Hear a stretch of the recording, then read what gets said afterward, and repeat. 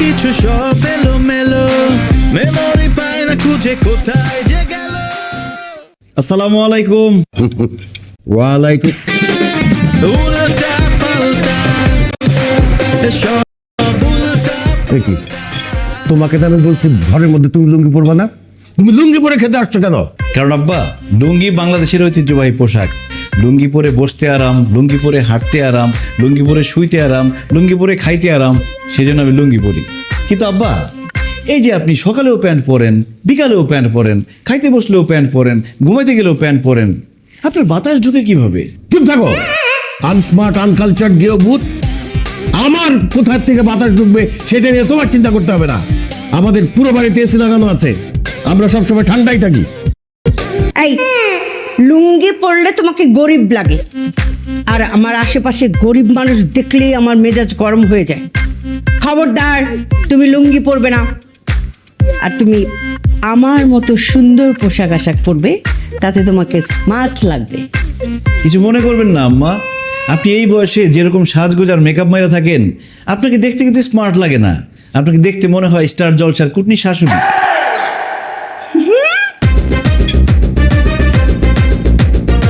কি বললে? তোমার এত বড় সাহস, তুমি আমাকে কুটনি বলছো? আমাকে দেখতে কুটনি লাগে? তুমি আমার মেয়ের জামাই, না হলে থাপড়ায় তোমার সব কটা দাঁত ফালাই দিতাম আমি। দেখলি তোর জামাই কত বড় সাহস, সবার সামনে বলে আমাকে নাকি কুটনি শাশুড়ির মতো লাগে। আর তুইও খেয়ে দিয়ে কোনো কাজ পেলি না। ঢাকা শহরে কত সুন্দর সুন্দর স্মার্ট ছেলে থাকতে তুই গ্রাম থেকে একটা ক্যাট ছেলেকে বিয়ে করে ফেললি। মা, কি করব বলো, ভার্সিটিতে তো খুব ভালো স্টুডেন্ট ছিল। আমি প্রেম করতে চাইছিলাম, কিন্তু যখন প্রেমের প্রস্তাব দিছি সে বলছে না, আমি ডিরেক্ট বিয়ে করব। এর জন্য বিয়ে করে ফেলছি। তখন কি আমি জানি সে এরকম খ্যাত? বিয়ে যখন করেছিস তখন এটাকে আধুনিক বানা, স্মার্ট বানা। এই জিনিসকে নিয়ে তো কোথাও গেলে মান সম্মান কিছু থাকবে না। ঠিকই বলছো আম্মু। আই যাও, লুঙ্গি চেঞ্জ করে ট্রাউজার পরে আসো। আরে না দুলা ভাই, যাই না তো। আপু, দুলা ভাই যেহেতু লুঙ্গি পরাতে কমফোর্টেবল, সে পড়ুক না। তাকে কিন্তু লুঙ্গিতে ভালোই লাগে। ভাই আপনি বসেন তো, নাস্তা করেন। ধন্যবাদ মারিয়া, একমাত্র তুমিই আমারে বুঝো। উল্টা পাল্টা সব উল্টা পাল্টা, উল্টা পাল্টা সব উল্টা পাল্টা। অতিরিক্ত বড়লোক হয়ে কি যে বিপদে পড়লাম, কলাটাও হাত দিয়ে ছিলে খেতে পারি না। Same here, what to do? এই তুমি হাত দিয়ে খাচ্ছ কেন? কি নোংরা! ছি! আব্বা, হাত দিয়ে খাওয়ার যে মজা, যে তৃপ্তি, চামচ দিয়ে খাইলে জীবনে পাবেন না সেই মজার তৃপ্তি। বিশ্বাস না হইলে আপনি হাত দিয়ে খেয়ে দেখেন, এমন মজা পাবেন জীবন আর চামচ দেখাতে যাবেন না, হাতের আঙুল সহ এটা খাই ফেলবেন। অসম্ভব, আমরা জীবনেও হাত দিয়ে খেতে পারবো না। হাত দিয়ে খেলে আমাদের হাত নোংরা হয়ে যাবে। ছি! আম্মা, হাত দিয়ে খাইলে হাত জীবনে নোংরা হবে না। আল্লাহ হাত বানাইছে কিসের জন্য? খাওয়ার জন্য, কাজ করার জন্যই তো না? যাই হোক, আপনারা খাইলে খান, না খেলে নাই। আমি সারা জীবন হাত দিয়ে খাই আসছি, হাত দিয়ে খাবো আমি। তুমি হাত দিয়ে খাবা না, তুমি চামচ দিয়ে খাবা। আমি চামচ দিয়ে খাইতে পারি না, আমি হাত দিয়ে খাবো। এই, তুমি যদি হাত দিয়ে খাও তাহলে তুমি এখানে বসে খাইতে পারবা না, তুমি দূরে গিয়ে খাও, যাও। আপু, দুলা ভাই হাত দিয়ে খেতে চাচ্ছে, খাক না। তোর যদি অনেক বেশি সমস্যা হয় তুই দুলা ভাইয়ের দিক তাকাস না, তাইলেই তো হয়। ধ্যাৎ, আমি নাস্তাই করবো না। এই বুয়া, বুয়া, চা দিয়ে যা। এ মা, হাত দিয়ে কলা ধরছে। আল্লাহ! ম্যাডাম, জি স্যার।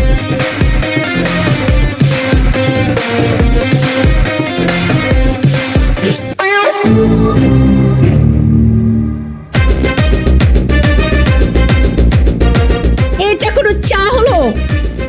ঠান্ডা চা, কোনো স্বাদ গন্ধ কিছুই নেই। মনে হচ্ছে পানসে একটা শরবতের মতো কিছু। এই, তোকে কি বেতন দেয়া হয় না? ঠিক মতো চাটাও বানাতে পারিস না। আর যদি কখনো এরকম ঠান্ডা চা দিস, এই চাটা তোর মুখে ছুঁড়ে মারবো বলে দিলাম। লাথি মেরে বাসা থেকে বের করে দিব। বেয়াদব কোথাকার, চোখের সামনে থেকে যা। মনে হয় যেন বেতন দেওয়া হয় না আর কি। ধ্যাৎ, সকাল সকাল মেজাজটাই খারাপ হয়ে গেল। না, নাস্তা খাবো না। এই আলমগীর, তাড়াতাড়ি নাস্তা খাও, তোমাকে নিয়ে আমি বাইরে যাব, কাজ আছে। শাহানা, তোমাকে যে কালকে চেকটা দিছি সেই চেকটা বের করে রাখো। বের করছি। অসহ্য।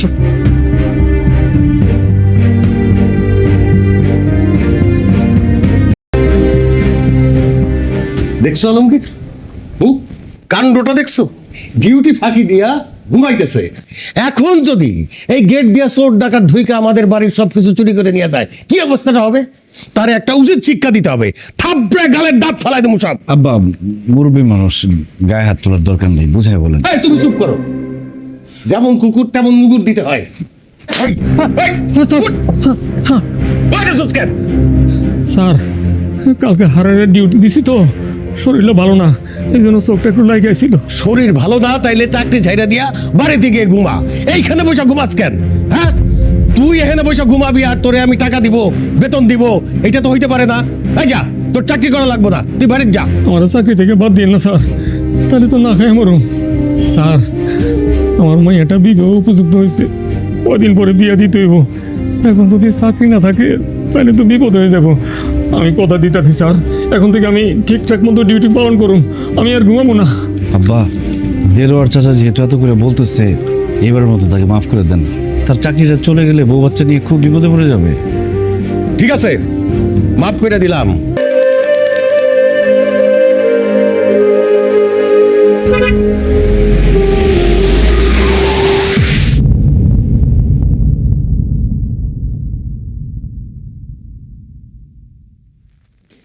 আমি এখন কোথায়? তুমি এখন হসপিটালে। আল্লাহর কাছে লাখ লাখ শুক্রিয়া, তুমি ঠিকঠাক আছো। Thank you Maria. তোমার আপু কোথায়? আমার বউ কোথায়? আরে মারিয়া, তুমি কাকে বলতেছো? আমি তোমার বউ, এই যে এখানে দাঁড়ায় আছি। কি বলো? তুমি আমার বউ হতে যাবে কেন? তুমি তো আমার শালি মারিয়া।